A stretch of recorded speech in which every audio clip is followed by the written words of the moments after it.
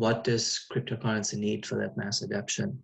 Is it more technical, advanced, or more government support, or is it the need for people to understand it better?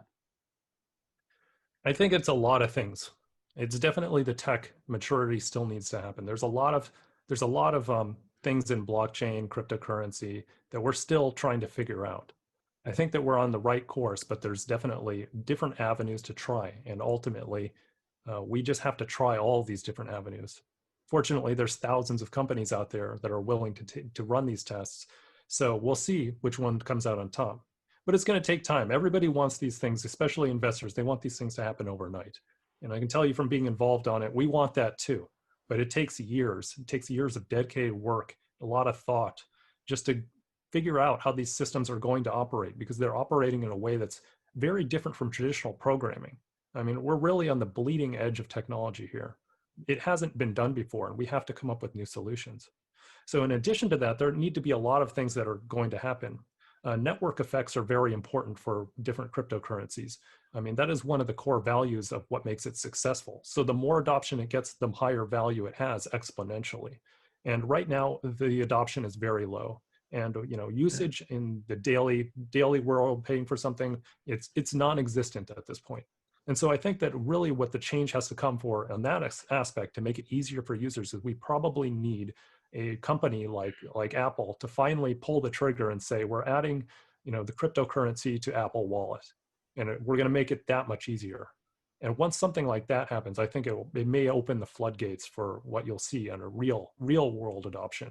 Not just what, they keep running the headlines saying we're getting real world. No, it's not happening yet. Not like it's going to. There's another theory I had. So basically back in 2000 dot-com crash, we had internet, which you were fascinated about, but people hoped and expected too much from them, and the infrastructure wasn't ready.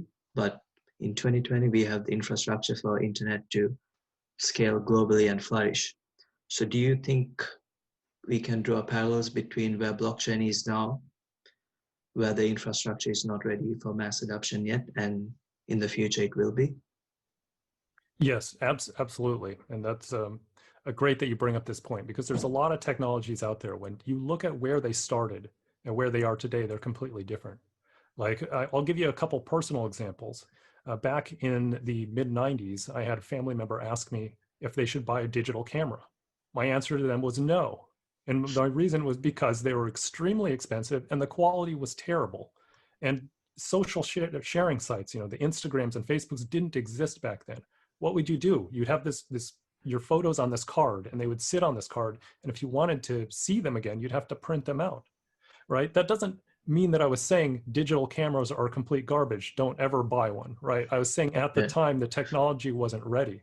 Obviously today we have, every smartphone has a video recorder and camera in it, and it's amazing, right? It's foolish not to have something like that now. But back then it just wasn't worth the investment at the time. So that was my recommendation. And another one that was just like that was also TV on the internet. When we look at the first version of this tiny little square, horrible, it looked terrible. Like, it barely works, skip all the time. Like, that was not going to, be better than TV, and obviously now we have things like Netflix, which have dominated the scene, right? It takes time for these technologies to mature, but once they do, you see what they can actually become. They're the superior alternative. And that's exactly what we're going to see with cryptocurrency as well. Like, those who truly understand it see that this is a completely superior form of money. And there's tremendous amount of power behind blockchain. But it's going to take a while to get there. And, there's always the headlines that say it's around the corner, or mass adoption's coming. Like, I'm one of the people who, I like to look at things realistically, right? I don't want to tell somebody it's around the corner when it's not. I think it's more than 10 years away still. But when it does happen, it's going to happen in a very big way.